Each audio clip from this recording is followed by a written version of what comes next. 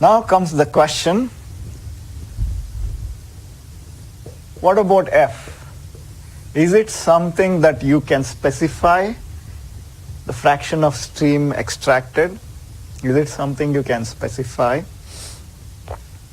Or is it dependent on something else? I mean, do you arbitrarily specify F? Or is there some way to find F? The answer is no, F is not arbitrarily specified. It's very important, not arbitrarily chosen.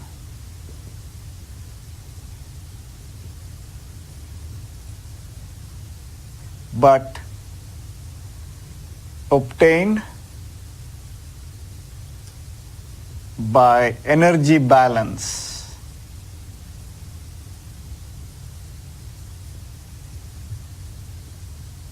on feed water heater. FWH means feed water heater. So this is very important.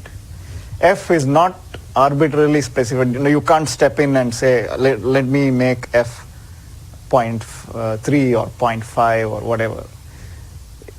Okay, you do an energy balance on feed water heater and you will get F. So please isolate the feed water. Try this. Please isolate the feed water heater. Okay, I can show you here in the schematic.